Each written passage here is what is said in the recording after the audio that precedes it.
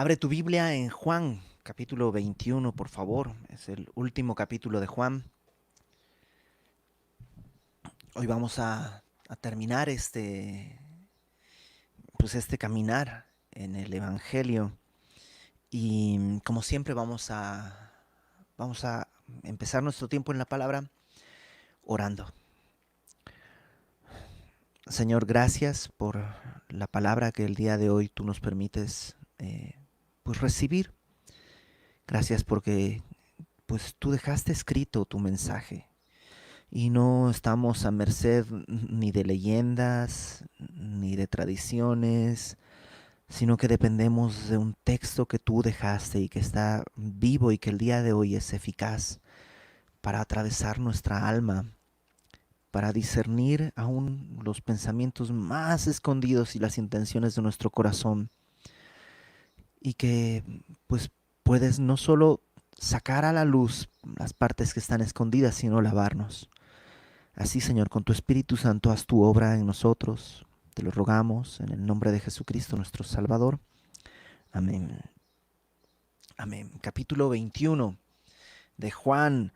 Estuve tentado a enseñar solo un par de versículos para que nos dure una semanita más este evangelio, ¿no? Con esta idea de que, híjole, se va a acabar. Y bueno, y no es que se desaparece de tu Biblia, ¿no? Lo puedes volver a leer todas las veces que quieras en tu casa.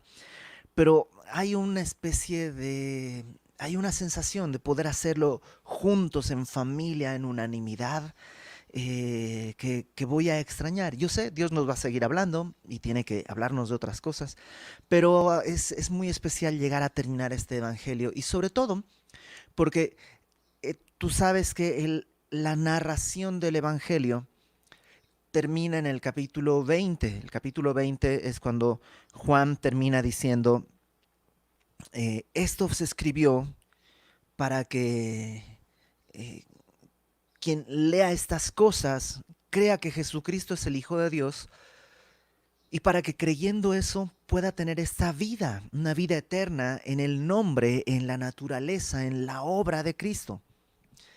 Y el capítulo 21 es como un epílogo.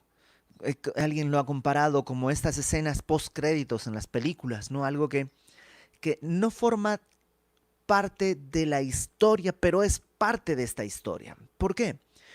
Yo creo que es porque cuando Cristo muere y resucita, no es el final de la historia, sino más bien el comienzo de la historia. Para muchos de nosotros, venir a Cristo no fue el final, sino el inicio. Es más bien donde comienzas a vivir, comienza una vida, una perspectiva, un propósito. Pero en este propósito encontramos muchas situaciones que pueden desalentarnos, no por culpa de Dios, sino porque nosotros mismos cargamos un pasado. ¿Cuántos de nosotros no nos hemos sentido culpables por cosas que hemos hecho en el pasado? Y de eso hablábamos la semana anterior, ¿no? Cómo Juan, Pedro, a pesar de que es culpable, él negó a Cristo. Él no solo negó con maldiciones a Cristo. Y, y, y Jesús es quien va y lo busca, lo encuentra y lo invita a desayunar. Que en la cultura judía del primer siglo, la comida era algo muy íntimo. Entonces lo invita a desayunar restaurando su comunión personal, restaurando esta libertad que Pedro no perdió, porque, ¿cómo decirlo? Jesús mismo le había dicho, Pedro, esto va a suceder, tú me vas a negar. El día de hoy vamos a ver la segunda parte de esta restauración que Jesús hace en Pedro y creo que necesitamos que Él haga en cada uno de nosotros. Eh, Vamos al versículo 15 del capítulo 21. Llegaron, Jesús llegó a la orilla del mar de Galilea, ahí están los discípulos, no han pescado nada, les da la instrucción, echen la red del otro lado, echan la red, hay una cantidad enorme de peces, 153 peces. Muchos Tratan de darle simbolismo. ¿Qué quiere decir 153 pesos? Algunos decían, es el número de naciones que hay, pero no, en realidad hay más naciones. El número de idiomas que hay, pero en realidad hay más idiomas que 153. Incluso algunos han puesto como o sea, si tú pones uno y luego 2, 3, 4, 5, 6, 7, 8, 9, así como haciendo un triángulo, no sé si, creo que era el triángulo de Pascal, que era más o menos así. Pero si vas poniendo eso, cuando pones 153 formas un triángulo perfecto. Dicen, yo no lo he hecho, pero dicen y entonces aluden a la perfección de la Trinidad, la pesca. Y yo creo que simplemente Juan está sorprendido de que, o sea, de 0 a 153 hay un gran mundo de diferencia y que simplemente está diciendo, pues solo con Jesús pudimos hacer esto. Nada más, no creo que haya un simbolismo ahí. Y luego llegan a la orilla con esos peces. Pedro los recoge, los jala, los pone ahí en algún lugar y comen. Y comienza el versículo 15. Cuando hubieron comido, Jesús dijo a Simón Pedro, y ahora Jesús va a hablar con Pedro de manera directa, pero no privada, porque están todos ahí. Pero Juan va a hablar con Pedro. Lo que me encanta es que Jesús sabe que Pedro también necesita comer. O sea, sí hay una necesidad espiritual que Pedro tiene, ¿no? Él pecó, necesita ser restaurado, pero lo hace después de haber saciado su apetito físico. O sea, a veces pensamos que Jesús está interesado en las cosas espirituales y nada más, pero no, Jesús también está interesado en nuestras necesidades físicas, básicas, ¿no? Es sensible, es es tierno y es cuidadoso. Y cuando va a hablar con Pedro de algo espiritual muy importante, primero sacia. Él ha trabajado toda la noche en vano, no han pescado nada, pero ha trabajado toda la noche, tienen hambre. Y lo primero que Jesús hace es decirles, siéntate, desayuna, ¿no? Restaura esa intimidad, sacia su panza.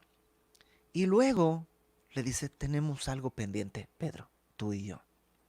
Ahora, dicen los otros evangelios, y también lo dice Pablo en Corintios, que ya antes Jesús se había tenido un encuentro privado con Pedro.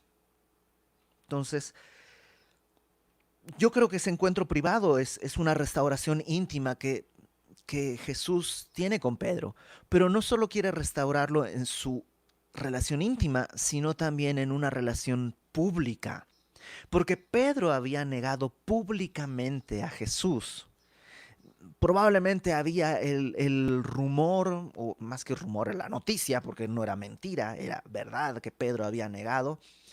Y el primero en descalificarse del ministerio seguramente era Pedro, y seguramente había otras lenguas que habían dicho, este Pedro pues no sirve para nada, o sea, realmente está completamente descalificado, ¿no? Juan estuvo hasta el final, Juan ese sí es el bueno, ¿no? Juan se recostó en el pecho de Jesús, Juan estuvo con Jesús hasta en la cruz, de modo que Jesús le encarga a Juan que cuide a su mamá.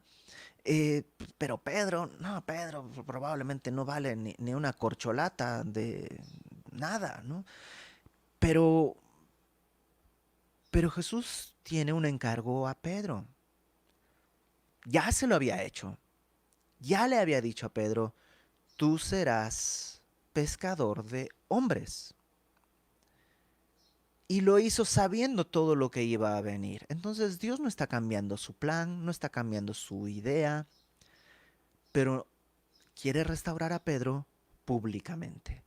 Y por eso está hablando con Pedro y ahí están los otros discípulos y le dice, "Mm, Simón Pedro", ¿no? Y toma el nombre completo, ¿no? Para hacerlo solemne. Esta es una conversación importante. Simón, hijo de Jonás, por eso le da esta solemnidad. ¿Me amas más que estos? Y aquí hay dos cosas que tenemos que entender. La primera la vamos a resolver ahorita, la segunda un poquito más adelante. La primera es esta. qué se refiere estos? Cuando le dice, ¿me amas más que estos? Los estudiosos bíblicos plantean tres alternativas. Una, que está diciéndole, eh, Pedro, ¿tú me amas más que a estos hermanos? Más que a Pedro, más que a Juan, más que a Natanael, más que a Jacob. ¿Me amas más que a ellos? ¿Soy más importante yo que tus hermanos? Podría ser, dicen algunos eruditos. Otros dicen que no, que está haciendo referencia a los peces que acaba de pescar. Acaba de sacar 153 peces y Jesús simplemente le dice, Pedro, ¿soy más importante? ¿Me amas más que a tu trabajo? ¿Que al éxito en tu trabajo? ¿Que a las redes? ¿Que a la barca? ¿Que al mar? Yo no creo que tenga que ver con esas dos cosas. No tiene sentido en el texto ni en el contexto. Creo que la tercera opción viene a ser la más correcta, es lo que yo creo. Que está hablándole de una manera clara, diciéndole, Pedro, ¿tú me amas más que tus compañeros? Porque Pedro había dicho eso. Aunque todos te negaren, yo no te negaré. Aunque todos te abandonen, yo voy a permanecer fiel. De alguna manera está diciendo, sí, es que el amor de ellos, pues sí te aman, ni modo que no, pero no es como la manera en la que yo te amo. Yo sí te amo de verdad. Lo cual probó que no era cierto. O que sí era cierto su amor, pero que no tenía la capacidad de permanecer fiel. Entonces está trayendo a la mesa una situación muy dolorosa en la vida de Pedro. Y le dice, a ver Pedro, después de todo lo que hemos visto y lo que has vivido y lo que ha sucedido, ¿sigues pensando que me amas más que Juan y Natanael y los otros? Le respondió, sí Señor, tú sabes que te amo. Él le dijo, Jesús le responde, apacienta mis corderos. Volvió a decirle la segunda vez, Simón, hijo de Jonás, ¿me amas? Pedro le respondió, sí, Señor, tú sabes que te amo. Le dijo, pastorea mis ovejas. Le dijo la tercera vez, Simón, hijo de Jonás, ¿me amas? Y Pedro se entristeció de que le dijese la tercera vez, ¿me amas? Y le respondió, Señor, tú lo sabes todo, tú sabes que te amo. Jesús le dijo, apacienta mis ovejas. Entonces, este diálogo, que es la segunda cosa que hay que aclarar, tiene dos palabras que se utilizan y que por mucho tiempo se le ha dado a esas dos palabras la importancia fundamental en la interpretación. Porque Jesús utiliza, cuando le dice me amas, utiliza una palabra griega, agapao, que viene de agape. Agape es una palabra que de alguna manera define un cierto tipo de amor. Es un amor que descansa en la voluntad, ¿no? Agape es el amor que tú decides ejercer. No tiene que ver con los sentimientos. Con los sentimientos tienen que ver otros tipos de amor, ¿no? Eh, Fileo, que es la otra palabra la que utiliza Pedro, es un amor fraternal, es un amor que sí tiene que ver con sentimientos y muchas personas, por ejemplo, la NBI traduce este texto en ese sentido, como que Jesús le dice, Pedro, ¿me amas? Y Pedro responde, Señor, tú sabes que te tengo cariño, que te estimo mucho, pero decir que te amo, pues no me animo. ¿No? Pareciera como que es esa conversación. Entonces Jesús pareciera en esta interpretación que le dice, Pedro, ¿me amas? Y Pedro le dice, híjole, por lo visto, solo te estimo porque no te amo con esa pureza y con ese amor. Y una vez más le dice Jesús, Pedro, ¿me amas? Y Pedro contesta, Señor, tú sabes que pues te tengo mucho cariño. Y la tercera vez Jesús le dice, Pedro, ¿me tienes cariño? Porque a la tercera vez usa esta otra palabra. Ya no dice me agapao, sino ya dice ¿Me fileas? ¿Me tienes cariño? Y por eso Pedro se entristece y le dice, sí, Señor, tú sabes que no puedo agaparte, no puedo amarte con ese tipo de amor, sino solamente puedo estimarte mucho, como mi hermano, como mi familia, pero no me alcanza para más. Y por muchos años, si tú lees los comentarios, sobre todo comentarios antiguos, van a explicarte este texto en esa manera. Y pues la verdad es que yo no tengo la capacidad de desconfiar y corregir a personas que han interpretado esto desde hace tantos años de esa manera. Y creo que puede ser, puede caber esta sutileza en el lenguaje. Y que lo que Jesús está de alguna manera diciéndole es, a ver Pedro, tú dijiste que darías tu vida por mí. ¿Me amas? Y Pedro está ahora humildemente reconociendo, la verdad es que ya comprobé que no, que solo tengo mucho cariño. No te amo más que a mi vida, porque cuando tuve que exponer mi vida, me dio miedo y salí corriendo y te negué. Y al final Jesús se rebaja, digamos, a la condición de Pedro y le dice, Pedro, ¿me tienes cariño? Y entonces Pedro, un poco triste, le dice, bueno, pues sí. O sea, ya quedó claro que es lo máximo que puedes esperar de mí. Esa parecería ser una interpretación. La otra interpretación, la que generalmente los exégetas más modernos se apoyan, es que realmente la palabra agape y la palabra filos o fileo son intercambiables, porque a lo largo del Evangelio y en las cartas que Juan usa, cuando emplea estas dos palabras, las intercambia. Una y otra vez las intercambia, no está pensando en el significado puro de la palabra, sino en el significado del contexto. Solo déjame ponerte dos ejemplos. En Juan 3:16, que ahorita va a aparecer en la pantalla para que no tengas que moverte de tu Biblia. En Juan 3:16, este versículo famoso dice, porque de tal manera agape, amó Dios al mundo. Entonces, Juan describe el amor de Dios por el mundo con esta palabra, agape, que es este amor desinteresado, este amor que no es sentimental, sino de una decisión. Pero en Juan 16, 27 dice esto que voy a leer en la pantalla en este instante, pues el Padre mismo os ama, y aquí no usa la palabra agape, sino fileo.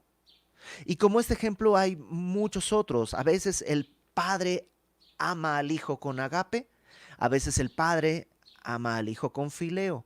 A veces Dios o Jesús pide que los hombres se amen con agape unos a otros y a veces pide que se amen con fileo. Entonces, parecería que en realidad Juan utiliza dos verbos distintos simplemente de la misma manera en la que tú y yo en una conversación utilizaríamos palabras distintas para que no suene tan repetitivo, para que no suene tan, pues, tan aburrido. Y sinceramente, yo al principio cuando empecé a estudiar la Biblia tenía mucha fijación en las palabras en griego y eso. Pero a medida que he estado estudiando más, me doy cuenta que eh, pocas veces tiene una importancia trascendental. A veces sí, pero pocas veces. En este caso creo que tenemos que entender el contexto y el sentido general. Y en el sentido general, creo que sí hay una importancia relativa en las palabras que se usan. Por ejemplo, si yo le digo a mi esposa, Lucy, te amo, ¿me amas? Y si ella me responde, claro, te quiero mucho. Sí entiendo que la palabra amar y querer puede ser sustituible en muchos sentidos, pero en esta conversación en particular es probable que sí me saque de onda que me diga te quiero mucho, aunque me diga te quiero mucho, mucho, mucho, mucho, mucho. Ah, ok, entonces no me amas. O sea, como que pues, sí me sentiría un poco decepcionado, ¿no? Y me obligaría a sacar la guitarra y a darle serenata o algo así. Pero probablemente sí, eh, en este caso, la diferencia de palabras tiene algún sentido. Eso es lo que yo alcanzo a creer, junto con, te digo, los eruditos están en ambos equipos. Tú considera, ora, pregúntale a Dios qué es a qué te dirige, pero es lo que yo el día de hoy alcanzo a entender. Porque lo que, más allá de este debate de cuál de las dos interpretaciones, creo que el sentido final es este y es mucho más sencillo. Lo que le está diciendo Jesús a Pedro es, ¿me amas? Y Pedro dice, sí, Señor. Probablemente no como debiera. Y Jesús le dice, con eso es suficiente. Porque le dice, apacienta mis corderos. Y luego le dice, pastorea mis ovejas. Y luego le dice, apacienta mis ovejas. Como diciéndole, yo sé, Pedro, que no eres perfecto. Yo sé, Pedro, que tu amor no es perfecto. Pero tengo una tarea para ti. Una tarea para la cual solo necesitas una cosa, amarme. No le dice, Pedro, ¿comprendes? Pedro, ¿entiendes todo lo que hice? ¿Entiendes que vine a buscarte y no, solo le dice una cosa, ¿me amas? Y aunque tu amor pueda ser menor que ágape, si es que fuese el caso, no importa. Dios va a hacer la obra también en Pedro. Dios es el que va a hacer la obra. Y me trae consuelo justo en el contexto, porque yo digo, Señor, no entiendo muy bien el texto. Y es como si Dios me dijera, exacto, no necesitas entenderlo a perfección, pero ¿me amas? Y creo que a veces nos complicamos mucho porque cuando amamos al Señor, muchas cosas caen por su propio peso. O sea, yo no entiendo si está bien hacer esto o no, pero si amo a Cristo, voy a poder tener el discernimiento para tomar decisiones en, que puedan glorificarle por amor. Yo sé que mi amor no es perfecto, pero Dios es perfecto y Él puede perfeccionar mi amor. Y de eso habla este texto, porque verso 18, de cierto te digo, y acuérdate que de cierto es un énfasis que Jesús pone. De cierto te digo, cuando eras más joven, te ceñías e ibas donde querías, mas cuando ya seas viejo, extenderás tus manos, te ceñirá otro y te llevará donde no quieras. Y Juan añade un comentario. Esto dijo dando a entender con qué muerte había de glorificar a Dios. O sea, después de tener este diálogo del amor entre Pedro y Juan, perdón, entre Pedro y Jesús, Jesús le dice esto. Cuando eras joven, eras dueño de tu vida. Hacías lo que querías, pescabas donde querías. Pero cuando seas viejo, ya no vas a ser dueño de tu voluntad. Otro te va a extender las manos y otro te va a amarrar. Y Juan añade y nos aclara, no estaba hablando de que cuando sea viejito ya no va a poder vestirse y otro lo tiene. No, no, no. Estaba hablando de cómo iba a morir Pedro. Y curiosamente, Juan utiliza la expresión cómo, con qué muerte le había de glorificar. La tradición nos cuenta que Pedro murió crucificado y que e incluso cuando lo están por crucificar, Pedro dice a sus verdugos, por favor, o sea, no me crucifiquen así. No soy digno de morir como mi Señor. Crucifíquenme cabeza abajo, crucifíquenme volteado, porque no puedo estar en la misma posición de mi Señor. No tengo la honra para estar como mi Señor. Y creo que el centro de todo esto es sencillo. Lo que Jesús le está diciendo a Pedro es, yo sé que fallaste, Pedro, pero te digo una cosa, la próxima vez no vas a fallar. La próxima vez no vas a fallar. Temiste por tu vida hace unos días, pero la próxima vez no vas a fallar, sino que vas a glorificar mi nombre a través de tu muerte. Y ese es un gran consuelo. Muchos tenemos muchas dudas acerca del futuro, pero te digo una cosa, si hay una cosa que yo quisiera saber, si hay una cosa que en verdad traería consuelo a mi vida, es tener la certeza de que no voy a negar a mi Señor. Que van a pasar los días, que van a pasar los años, que van a pasar muchas cosas, pero que no voy a negar a Cristo.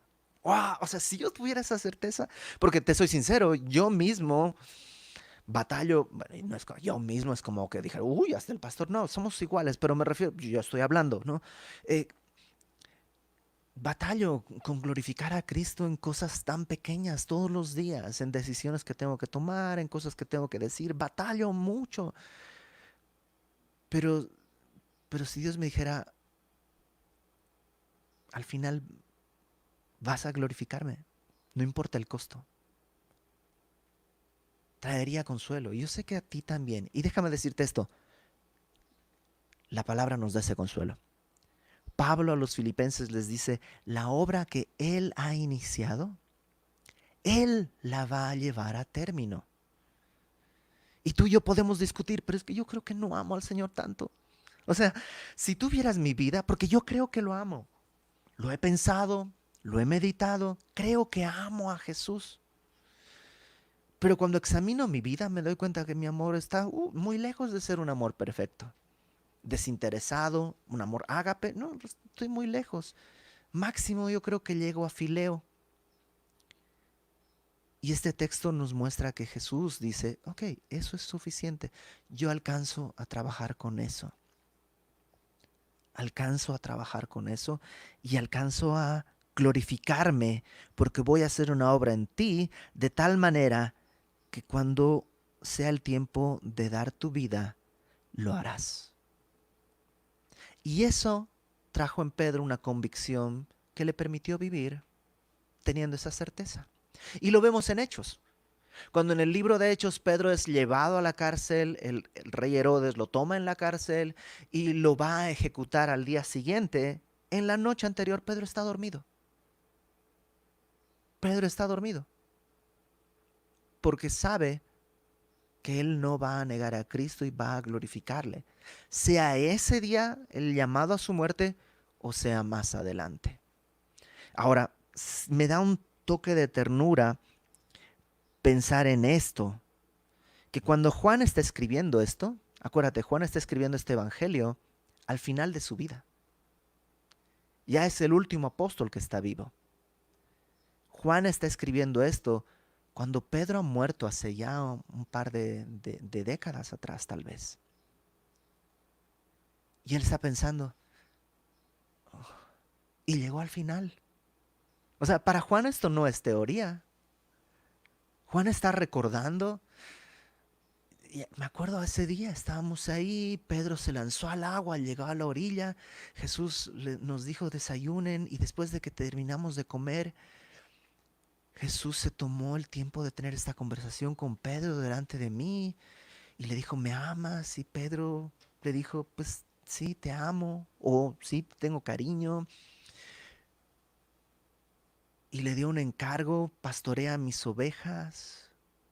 Y ese encargo no descansa en la preparación que tenía Pedro, sino en el amor que tenía Pedro. Y al final le da esta promesa, vas a glorificarme. Yo imagino a Juan escribiendo esto pensando, y lo hizo, lo hizo. Lo hizo Pedro, lo hizo Natanael, lo hizo Jacobo. De hecho, Jacobo es el primero en morir de toda esta lista de apóstoles. Y el último en morir será Juan mismo. Entonces, para Juan esto no es teoría, esto es realidad. El amor de Jesús para Pedro es lo que sostuvo a Pedro para amarle hasta aún en el momento más difícil de entregar su vida. Otra cosa que veo que está en este texto es que la tarea es sencilla. La tarea que tenemos como pastores, sí, pero la tarea que tenemos todos es sencilla: cuidar y apacentar a las ovejas. Todos tenemos a alguien a quien cuidar y apacentar. Apacentar quiere decir dar alimento, cuidar quiere decir dar cuidado, ¿no? Y de eso se trata. El caminar en Cristo no se trata de tener una iglesia grande y sillas de primera calidad, una alabanza que suene como ángeles, o construir, o sea, todas esas cosas son buenas en la medida en la que proceden del amor. ¿Te acuerdas? Lo que preguntó Jesús fue: ¿me amas? ¿No entiendes? ¿No cuánto tienes? ¿Cuánto sabes? Solamente una cosa: ¿me amas? Y con ese amor, pastorea, cuida. Y la primera palabra que usa, corderos, versículo 15, apacienta mis corderos, literalmente es apacienta mis corderitos. Cuida a los más chiquitos, a los creyentes más tiernos, cuídalos. Está recordándole a Pedro: sí, vas a ser pescador de hombres cuando yo te lo mande. ¿Cuánto pescaste? Nada. Y cuando yo te dije 153, ok, vas a ser pescador de hombres, pero también quiero que seas pastor y que cuides a los demás que están aquí en el rebaño. ¿Y cómo lo puedo hacer, Señor? Versículo 19, ahí está. Versículo 19 le dice, al final: dicho esto, añadió: sígueme, sígueme. Y no creo que esté diciendo: párate y acompáñame, sino, o sea, en tu vida sígueme, todos los días sígueme, sigue mis pasos. Eso es amor, eso es apacentar a mis corderos, eso es cuidar a mis ovejas. Sígueme.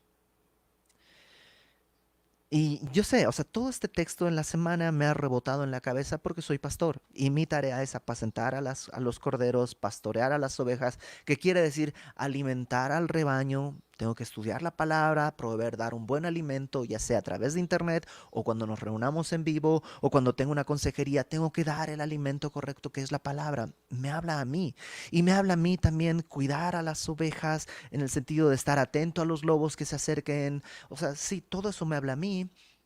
Mi tarea es amar al Señor, porque no puedo hacer esto sin amar a Cristo, y no puedo amar a Cristo si no recuerdo el amor que Dios me ha tenido a mí, y no puedo hacer nada de esto si no le sigo día con día.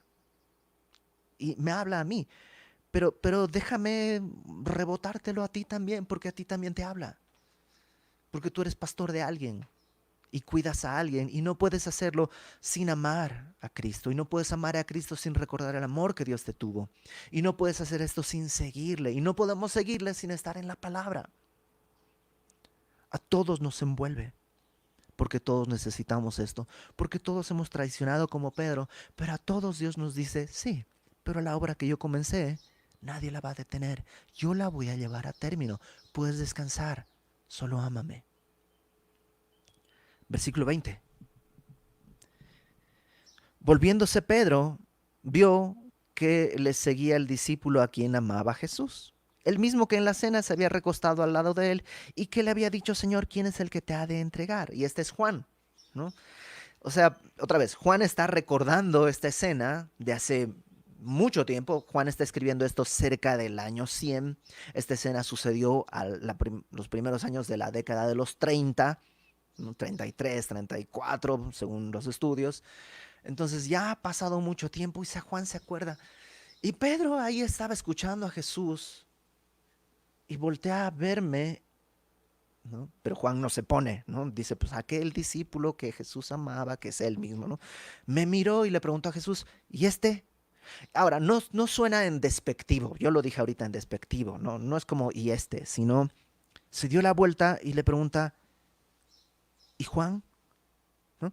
Porque Jesús le está diciendo: Pedro, tú vas a morir así. Vas a glorificarme muriendo así, crucificado, como yo, extendiendo tus manos. Y yo creo que Juan lo que quiere decir es que Pedro se preocupaba por Juan. Probablemente Pedro era mucho mayor que Juan. Juan era tal vez el menor de todos los apóstoles. Entonces, como que, ok, ¿y Juancito? O sea, ¿y Juanito? ¿Y, Y el más chiquito, ¿y Juan que también? O sea, ¿también va a vivir eso? Y me encanta que Jesús le dice, verso 21, cuando Pedro le vio, dijo a Jesús, Señor, ¿y qué de este, no? De Juan? Y Jesús le dijo, si quiero que él quede hasta que yo venga, ¿qué a ti? Sígueme tú. Ahora, tampoco es un término grosero de Jesús, pero lo que le está diciendo es, Pedro, no te distraigas. Lo que te dije es, sígueme. Ahora, esto suena un poco contradictorio porque cuidar a las ovejas parecería indicar, míralas. Entonces, Pedro dice, ok, le estoy mirando. ¿Y qué le va a pasar a Juan? Y Jesús le dice, no te distraigas, sígueme tú, sígueme tú. O sea, si a él quiero que esté vivo hasta que yo regrese, pues a ti qué, no te preocupes. Yo voy a tratar con Juan lo que tenga que tratar con Juan. Entonces, ¿cómo creo que está este diálogo? Jesús le está diciendo a Pedro, sígueme. Esa es tu tarea, seguirme. Acuérdate, un pastor va adelante de las ovejas. El arriero, el de las vacas, va detrás. Pero el pastor va adelante. Las ovejas le siguen. Entonces tú sígueme. Entonces cuando Pedro se distrae, porque Pedro suele distraerse, ya había pasado antes.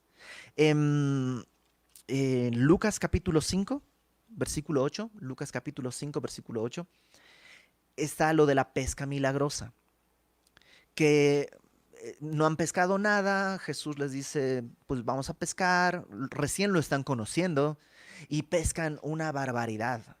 Y cuando llegan a la playa con tanto pez ahí, Pedro se distrae y se fija en sí mismo. Y le dice, Señor, apártate de mí. Soy un pecador, apártate de mí. Ay, tú eres santo, yo, apártate de mí. Y está distraído, está fijando sus ojos en sí mismo. Y si fijas tus ojos en ti mismo, pues sí, la neta, ¿quién puede ser fiel? ¿Quién puede ser capaz? ¿Quién puede ser suficiente? O sea, peguémonos un tiro todos porque ninguno de nosotros es suficiente. La respuesta de Jesús en ese pasaje es, bueno, no le dice, ay Pedro, pero parecería que le dijera, ay Pedro, o sea, tú sígueme, yo te voy a hacer pescador de hombres. Ya sé que eres incapaz, pero no te fijes en ti, solo sígueme. En otro momento, cuando están en el mar, en la barca, Jesús no está, Jesús viene caminando sobre las aguas. Pedro está tratando de ver quién viene, ¿no? Piensan que es un fantasma. ¡Ah, un fantasma! Empiezan a gritar. Jesús les dice, tranquilos, soy yo. Y Pedro le dice, si eres tú, manda que yo vaya sobre las olas. ¿No? Y cada que se trata de seguirle, Jesús dice, órale, vente. ¿No? Y Pedro baja de la barca, lo cual ya habla de mucho valor. Entonces baja de la barca, empieza a caminar sobre el agua y mira alrededor. Otra vez se distrae. Ve las circunstancias, ve la tormenta y se empieza a hundir. Y Jesús lo alcanza y dice que lo levanta, pero siguen en el mar, o sea, como que lo saca del agua y lo pone sobre el agua. Pum. Y dice, ay Pedro, de poca fe. Entonces, Pedro tiende a distraerse, igual tú y yo. Y lo que le está diciendo Jesús a Pedro es, yo tengo cuidado de todo, tú sígueme. Cuando yo te diga que voltees a verlo, lo volteas a ver, pero antes no. Cuando yo te diga que le extiendas la mano, le extiendes la mano, pero deja que yo lo dirija. No las circunstancias, no las presiones, no las cosas que están en este mundo. Yo te voy a decir qué es lo que tienes que hacer. Sígueme, porque si yo quiero que Él viva hasta que yo regrese, pues qué, cada quien tiene su llamado y cada quien tiene su propósito. Tú, Pedro, vas a morir así. De Juan me encargo yo. Ahora Juan aclara un chisme que había en esa época, verso 23. Este dicho se extendió entonces entre los hermanos que aquel discípulo no moriría. Pero Jesús no dijo que no moriría, sino que si quiero que él quede hasta que yo venga, que a ti. O sea, Jesús no dijo que iba a ser inmortal. Solo dijo, Tampoco dijo que Jesús tenía que regresar mientras Juan estaba vivo. Solo dijo una cosa: es asunto mío.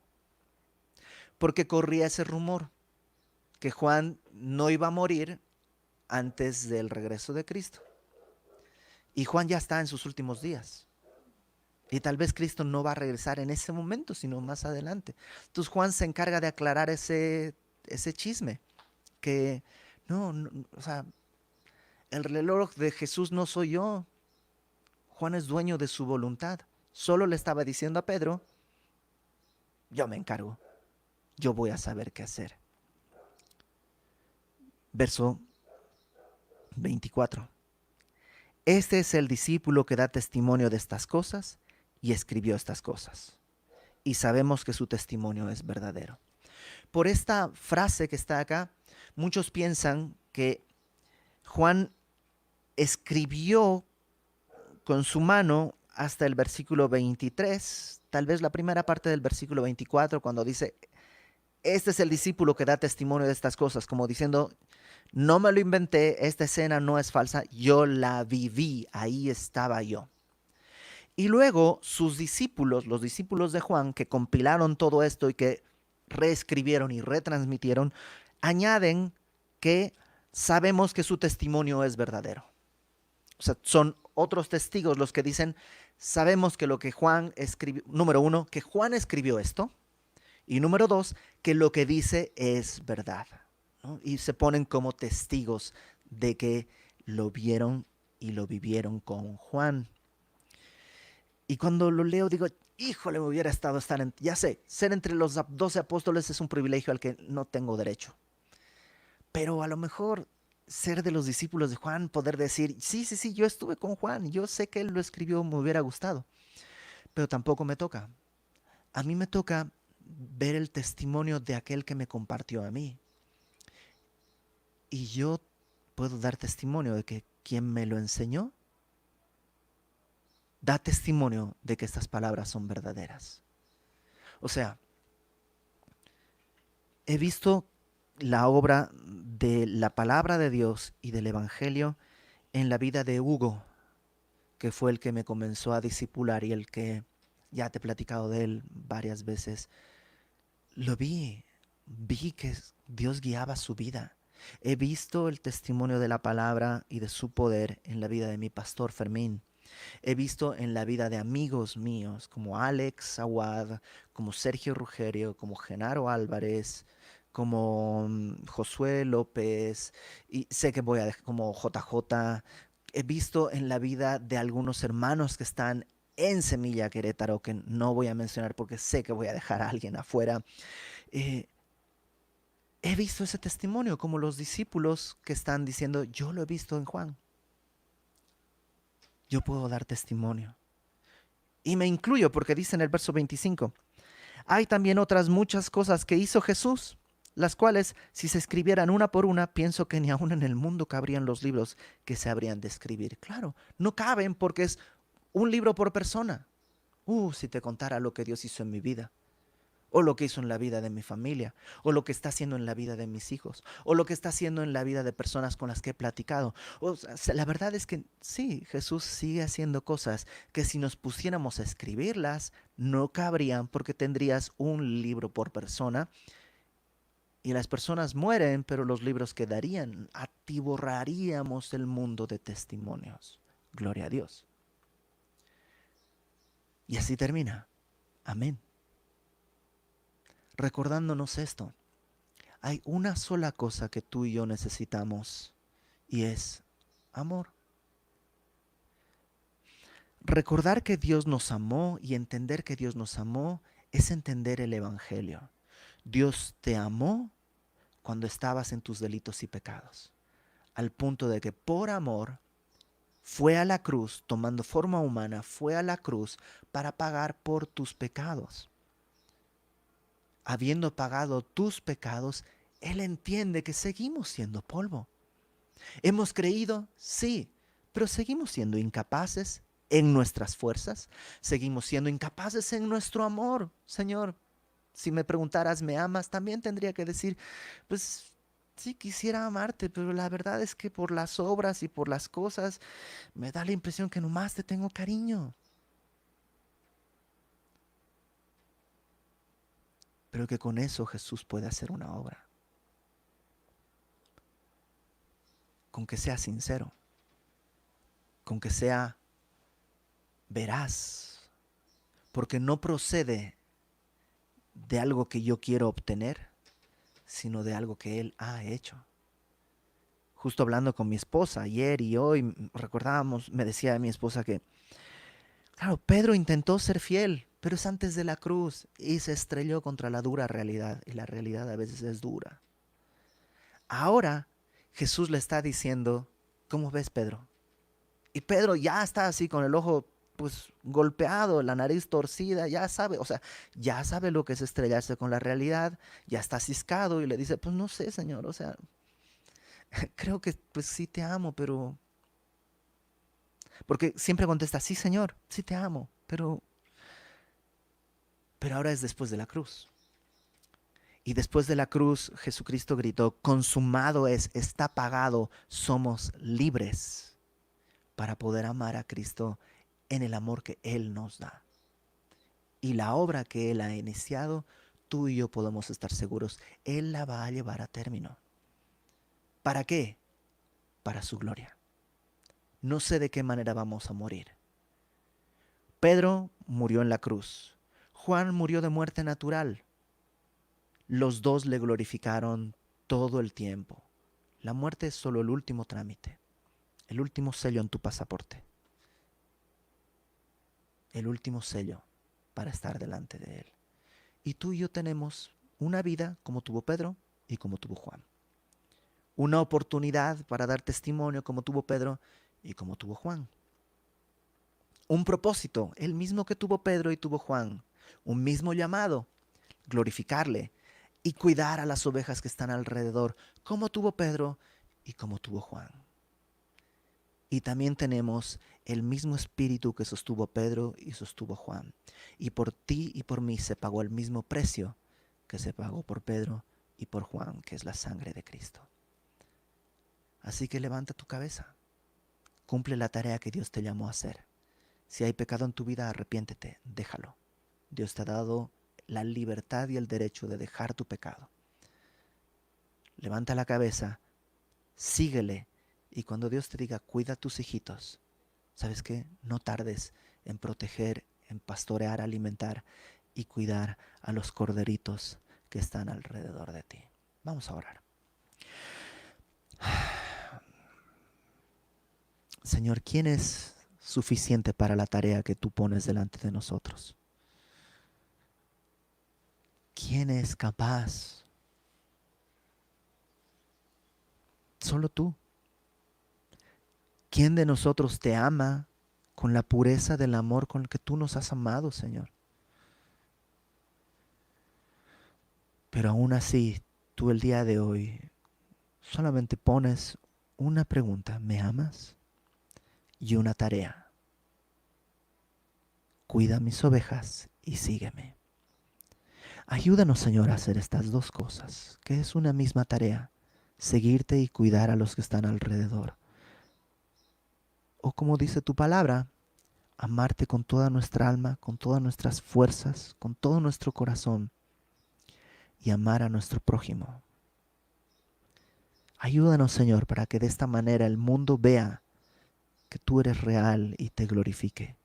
Para que otros viendo este testimonio vengan al conocimiento de tu amor, de tu gracia y sean salvos y pasen de muerte a vida.